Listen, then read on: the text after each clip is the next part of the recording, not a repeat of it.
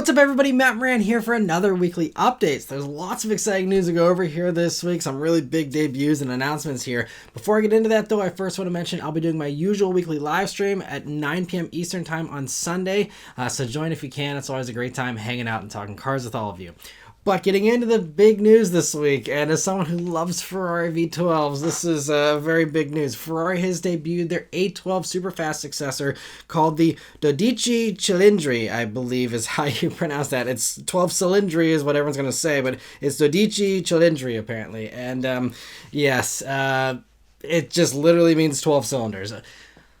You know, I don't know. The one thing about Ferrari is their naming hasn't been the best, over the years, especially with the V12s, with La Ferrari. And I mean, that one at least was easy to say, but, with also you have 812 Superfast, like Superfast. I complained about that back when that first came out many years ago. So now we have 12Cilindri is what everyone will be calling it. But anyway, so there's no guessing about what will be powering this vehicle, and what will only be powering this vehicle is a V12 engine, which has made a return with no hybrid assistance, by the way, this time. Zero, any kind of electrification in this. It is still just a V12 and, the typical Ferrari know-how here. So it continues on with the glorious 6.5 liter V12 that does 819 horsepower and 500 pound-feet of torque. And that's the same as it does in the 812 Competizione, along with that car's amazing 9,500 RPM redline. So yes, there's not some big jump in power. Now, it is a big jump over the regular prior 812, and so of course this is going to eventually leapfrog the Competizione, but still I'm just happy this motor is stuck around and is continuing to be as awesome as it is. So I think 819 horsepower is going to be plenty for anybody. So one new addition though for this engine is what Ferrari is calling the aspirated torque shaping, which can vary the torque curve in third and fourth gear, but I didn't see any details on exactly how that's happening. But anyway, it doesn't matter. I mean, it's still going to be super fast no matter what, but it still runs through the rear-mounted 8-speed dual-clutch transmission, but that also has 30% faster shifts than the 812. It does a 2.9 second 0 to 62 mile per hour time, a 7.9 second 0 to 124 mile per hour time, and a top speed of 211 miles per hour. Other changes are a wheelbase that's an inch shorter than the 812, which seems like the opposite direction of where you would want to go, with something with this much power especially, but it's going to definitely make it wilder, that is for sure. It seemed like those other, prior generations were also animals, and then you add in a shorter wheelbase. Again, not sure, why the decision was made to do that, but, thankfully the car has Ferrari's newest version of the slide slip control 8 to be exact, that now figures out grip levels even quicker, which it certainly is going to need to do, again, with a shorter wheelbase. It also continues with Ferrari's four-wheel steering system to further help handling, and the wheels go from 20s to 21s now, so it should also, all help with handling. It's also 15% stiffer than the 812. Beyond the mechanical stuff here, the car is a looker, assuming you like the nod to the old Daytona up front there. The first few minutes I saw it, I'm like, and then now a day later, I'm like, all right, I dig it. It just took me a little bit of time to get on board, but now I'm like, oh yeah, the more that I see of it, the more from, different angles and stuff, the more, at least personally, I love it. Let me know what you think about it in the comments below, though. I'm sure it will be divisive since it is really a break from the evolutionary styling we saw with the A12, going from the F12.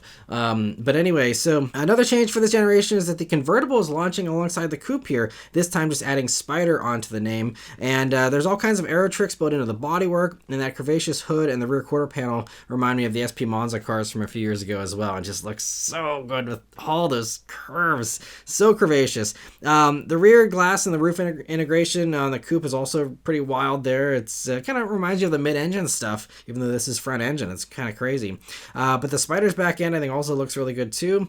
Inside also gets a nice improvement with all the newest Ferrari components and a dash design similar to the Purosangue, but there's the nice addition of a 10.25-inch touchscreen in the middle that's low and out of the way, so it's, not like screens are taking over the Ferrari or anything, but provides you with that modern ease of use of a touchscreen. And Ferrari says it now not only has Apple CarPlay, but also Android Auto, which is great. I didn't see whether it was wireless or wired.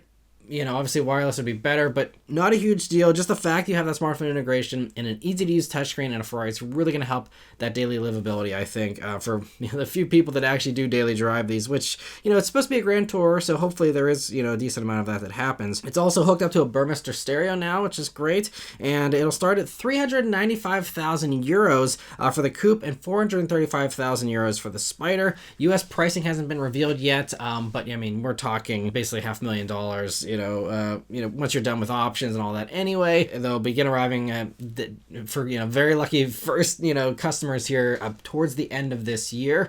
And of course, these are going to be sold out, I'm sure, for many years as well, if not the entire production run, especially, these days with naturally aspirated V12s being very, very rare indeed. So I think the Rialto for the regular production run is already sold out, if I remember correctly, even though they're going to build that for many years. So I'm sure there'll be the same deal for this.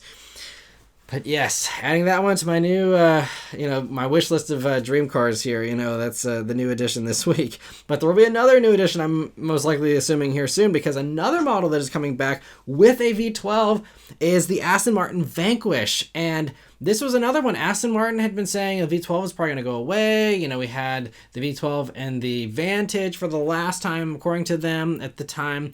And, the Ultimate for the DBS and all this. And then we see the V12 is returning. So glad to see the change of direction here. Obviously, again, with everyone else kind of loosening up on their goals for, the 2030s and stuff. Aston Martin is happy to follow that trend and say, yep, let's keep on going with the big engines. So they also gave us the engine specs for this V12 that they teased for the first time this week. So that's all we know so far is just the engine. The Vanquish thing hasn't been confirmed yet, although they do say in their press release that all will be vanquished. So they're basically saying it's going to be a Vanquish, but we've heard that that's coming back anyway. But anyway, getting back to the engine here, it's still a twin-turbo V12 like the last one, but it now does 824 horsepower and 738 pound-feet of torque, which are huge jumps of 65 horsepower and 74 more pound-feet of torque compared to the last iteration of the DBS 770 Ultimate, which is, even bumped up from the regular DBS.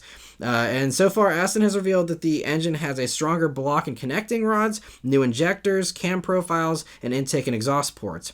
And so, yes, there's no release date yet for this. I've heard that it's, coming fairly soon, but I don't think we've gotten an official date here yet. But again, just so happy to see the V12 stick around here. And, even if they can't keep just the non-hybrid V12 around forever, hopefully they do what Lamborghini's doing with the plug-in hybrid combined with the V12. So you get, that little bit of a fuel economy bump, that little bit of efficiency bump there, but still keep the V12s around. I think it really makes a lot of sense. Because again, when we're talking about, very low numbers of production for this kind of stuff, there's no real emissions impact, realistically speaking, for these, compared to the masses driving around in, hundreds of millions of cars, So, this certainly, I think, is awesome to see. And, yes, so hopefully we get the full reveal of this V12-powered Aston soon. In other big engine news here, we're really seeing a renaissance of this. Top Gear gave us a first look here at the new Bugatti this past week, and get just a clear side shot of it there in camo. And from the picture, the front end looks slightly longer and lower than the Chiron, with a more aggressive C shape in the side that really goes all the way through and cuts through the middle of the door there, it seems. Should be really, really cool. And we can also see that the large active rear wing there, there's taillights with some curvature in them this time around.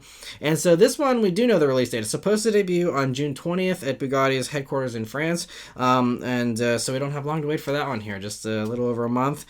And yes, that one, I can't wait to hear more of that. They already confirmed this thing's going to have a quad-turbo V16, which is, again, man, never had some more motivation to play the lottery than these three vehicles here. What a, man, so many awesome things coming out here. For some other performance car news here, we get some new but unofficial for now specs and details on the new BMW M5, thanks to a well-known user on the Bimmer Post forums that often leaks info. And so they have a few interesting claims here. First, while the M5 will get the same powertrain as the XM, it'll do less horsepower supposedly at 718 horsepower, 20 less than the XM. We're still talking about over 700 horsepower. The last one had only 600 and was already wild. So an extra 118 horsepower is nothing to sneeze at, but just interesting that it's, not going to be the top dog. I think they originally said XM was going to be like the flagship for a while, but still just kind of surprising it didn't at least match the XM. But anyway, this will get more torque, supposedly, at 760 pound-feet of torque versus the 738 the XM has. So I guess that's kind of a way of being like, yeah, it's probably going to be a little bit faster, but we don't want to step on the toes of the XM buyers who we promised, that top status to. Yeah, still amazing jumps in power, but it's going to need big jumps in power here, because the other big news here is the claim that it'll weigh 5,368 pounds. 5,800 would be even worse, but 5,368 is supposedly the curb weight, which is over 1,000 pounds heavier, though, than the old car. 1,000 pounds, and even over 100 pounds heavier than the current electric i5 M60i. So really crazy stuff if it's actually going to be heavier than the electric version. We'll see if that actually turns out to be true. Some people are skeptical about that, but I mean, when you look at like the XM weighs over 6,000 pounds, this is being 700 pounds lighter basically than that is, obviously it's a bigger vehicle, but kind of surprising to even see that. And also the 5,300 pound mark is right around where the Porsche Panamera Turbo E Hybrid also lands with, similar kind of tech, similar kind of, engine, powertrain size, all that kind of stuff. So 5,300 pounds is believable to me. So buckle up, for an extra 1,000 pounds on your M5, so hopefully the extra 118 horsepower compensates for that. There's also going to be a bunch of other, advanced stuff supposedly going on in this car that will also compensate for that, but it's gonna be a hefty one here. But production is supposedly going to be starting in July, so we should get some solid info and a full reveal here, I'd assume relatively soon. Got to be this month or next month, I would say, so we'll see. But anyway, very interesting to hear that. And just last week, we saw the Ram RHO, and essentially, like I said in my video last week, it's basically a TRX with a Hurricane motor. And Ram, though, I guess, whenever they were having the presentation and stuff, they really were adamant about, like, this is not a TRX replacement. This is not a TRX replacement, even though it is a TRX with a different motor. It's not a TRX replacement. So it was hard to justify that at first and, reckon with that, but now it seems like they're basically confirming that a vehicle with TRX levels of power is still coming, and it could even still be called TRX, because to drive the point home here, to really be like, look, guys, like, don't get upset about RHO, there's more coming, is that Ram's head of advertising just explained on LinkedIn all the Easter eggs in the 3-minute video they posted last week called The Convoy. And the Easter egg that relates to the new TRX here is that while one of the KTM motorcycles in the video has a racing number of 540 to represent the horsepower of the RHO, he says the other bike has a number intentionally left blank for the next Ram high horsepower vehicle with 3 letters. So especially, I guess they could do a new 3-letter combo like they did for RHO, but kind of suggests the TRX is most likely going to make a return here. He didn't go into this any further, unfortunately, so that's the only official confirmation we have, but they're telling us that something with more horsepower is coming. So it's confirmed, from within Ram. So that's cool. As far as how they'll get there, though, do not get excited about any kind of Hellcat. The Hellcat is dead, like dead. Even all the regular V8s are dying here this year, the last few that are still around from Stellantis. So it'll either be a tuned-up version of the Hurricane motor, or my most likely bet is that, they've been saying how they're open to electric performance trucks, and some people were like, oh, maybe this could be like a new SRT10 kind of street truck kind of thing. But, now with this announcement here about a higher horsepower thing, I think it will probably follow the same mold we saw with TRX. What did TRX get? Charger powertrain. What is Charger going to be having? The crazy Banshee powertrain that's coming, which is going to be an insane amount of power from that electric, version of the Charger. Obviously you have to work around the electric stuff with an off-road truck and having enough clearance and, durability and all that. But, I'm assuming that that's what's going to happen. Is they're going to take the Banshee motors and, adapt those motors and, have a battery pack that's able to deliver, impressive levels of power there.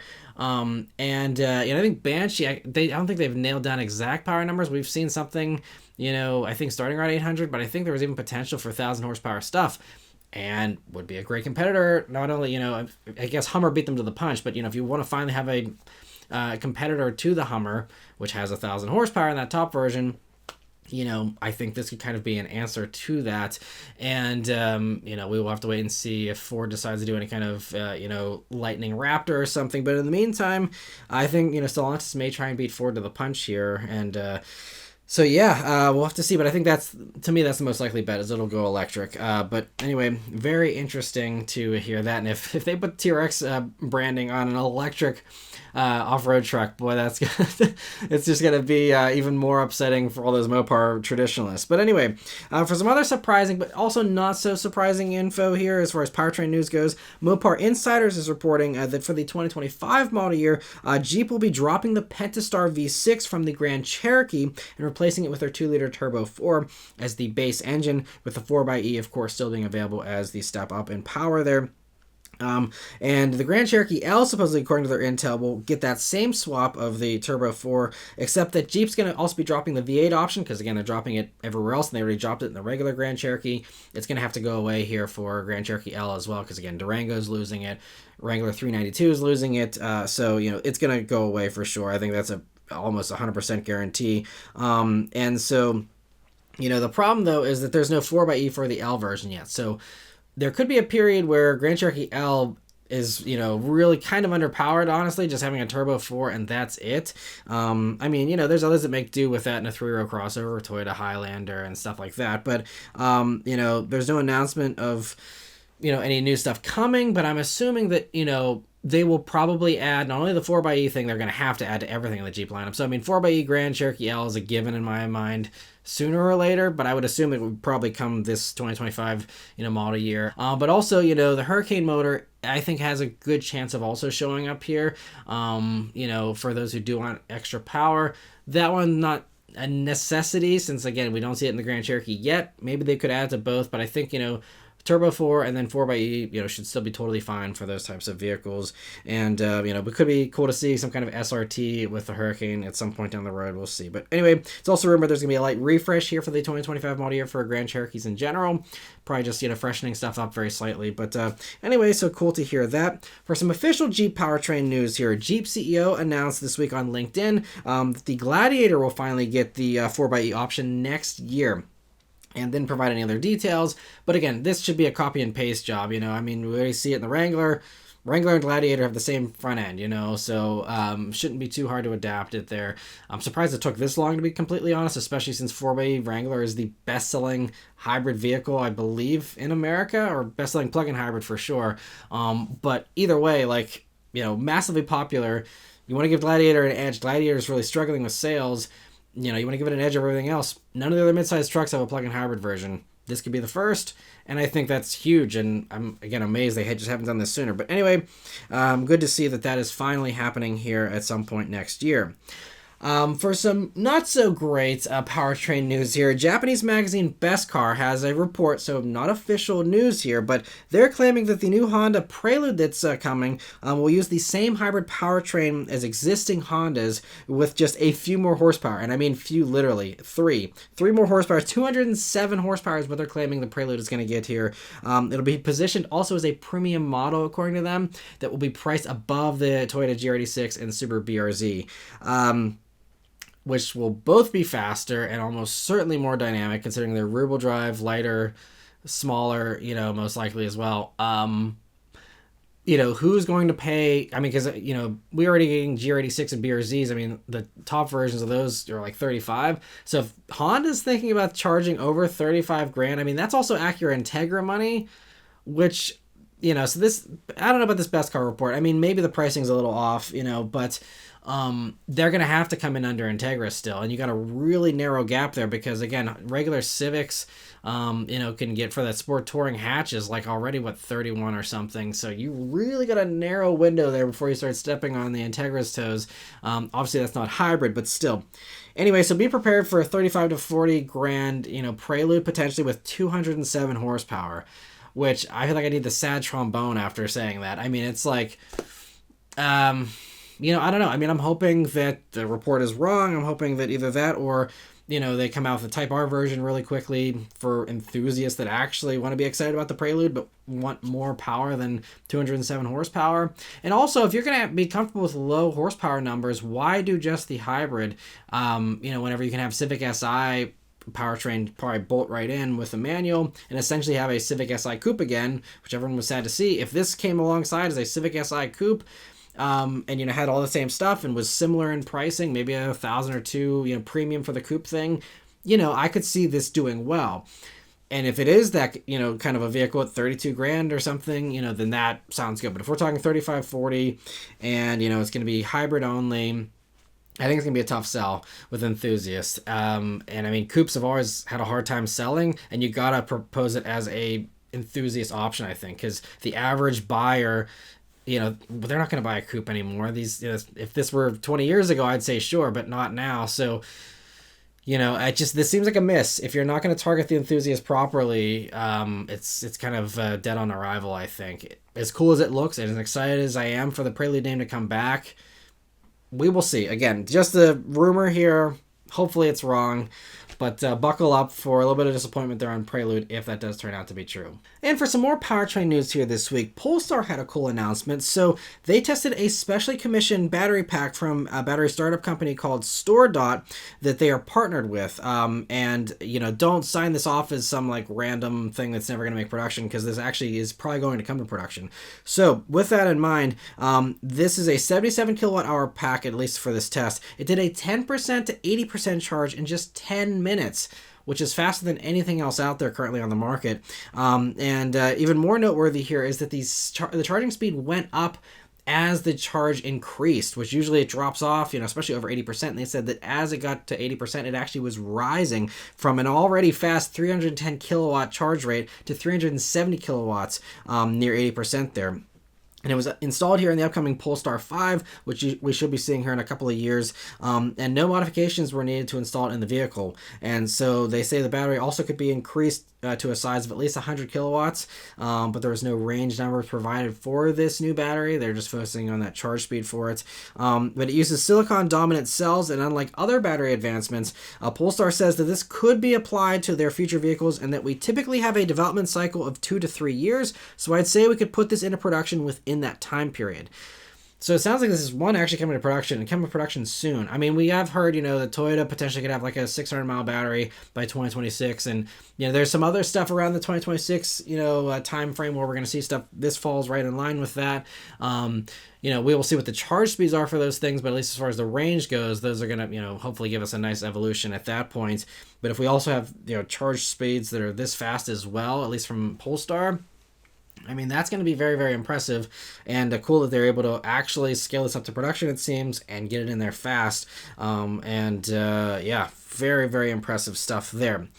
Moving on, Pininfarina announced a surprising collaboration this week with Warner Brothers, revealing a Batman edition of the Battista and B95. And it's not like these are cheap or common, but only 4 of these will be made. 2 of them are called the Gotham trim, and 2 are the Dark Knight edition.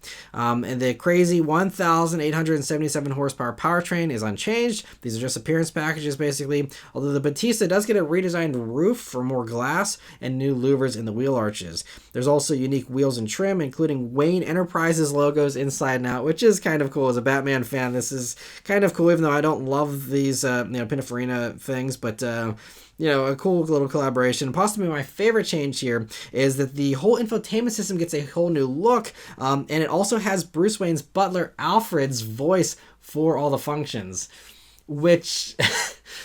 That'd be really, really cool. I'm kind of jealous. I wish that would be a voice that would roll out in Waze or something, at some point, because that would be so cool. But anyway, I guess the 4 cars aren't sold out yet because they listed prices here at $3.6 million for the Battistas and $5.2 million for the B95s. And, so I guess they're up for grabs potentially if you want one of those. So anyway, yeah. A strange collaboration. Why is it even worth doing? I mean, I'm sure there's a little bit of a markup there, but is it, is even $1 million markup justified doing this whole big collaboration? Maybe, I guess. I don't know. But anyway, interesting to see that. For another odd but cool reveal here, Bentley has revealed the Bentayga Apex, which they say is the most dynamic looking and driving Bentayga ever, which is something that I doubt anyone has asked for, especially since the Bentayga Speed, already came and went. I'm not sure everyone who's an enthusiast that wants a sporty Bentayga, I think already has one, but anyway, Bentley doesn't seem convinced of the popularity either, because they're only making 20 of these for the whole world, by the way. So they decreased the weight slightly by using carbon fiber wheels, carbon silicon brakes, and other carbon fiber trim. But again, we're talking about a Bentayga. Who cares about weight, and especially shaving a few pounds here and there with carbon fiber? I can't imagine that there is a Bentayga buyer that's excited about this. Anyway, it's based on the Bentayga S, so those worried about performance, probably, again, would consider this a downgrade, because the Bentayga Speed had the W12. Now we just have the twin turbo V8s here with the Bentayga S, and so yeah, I don't know.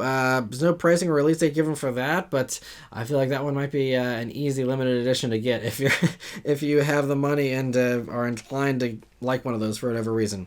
But anyway, for the last news story here this week, the National Highway Traffic Safety Administration announced new regulations this week for automatic emergency braking systems, requiring all new vehicles to first have the technology by 2029. That's not a big deal, because over about 90% of new cars already have automatic emergency braking. That was because of a voluntary agreement that all the car companies basically came up with, major car companies at least, to have the automatic emergency braking in their cars. It's just something they wanted to do. And, so this isn't really changing anything as far as that goes. The big change, though, is the regulating of these systems, which previously was kind of whatever. You could, as long as you had the technology and you could say you had it, how well it worked was kind of just up to the car company to decide. And so, it varies greatly as a result right now, and IHS has kind of been testing these systems as well and been ranking them, but still, it's nice to see some regulation here, because by 2029, the systems will be required to stop automatically and avoid hitting vehicles at speeds up to 62 miles per hour,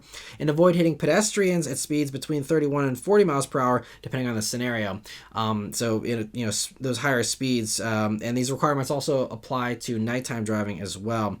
And so car companies are allowed to arrive at these results any way they'd like, and the NHTSA has said that only about 5% of systems currently on the market will need to add more radar, but for the other 95%, this could probably be achieved with the existing tech. It's just refining it, or just improving the sensors or whatever. But Transportation Secretary Pete Buttigieg says it should save 362 lives each year and avoid 24,000 injuries each year as well. And we've seen pedestrian deaths are really skyrocketing. There is a lot of the stuff. It's already great. You're seeing some improvements here from the automatic emergency braking systems already on the market, as far as reducing rear end impacts and helping to lessen the severity of, even the ones that do happen. And, so in the right direction here, but now, this will kind of clamp down and make sure those systems are actually working well.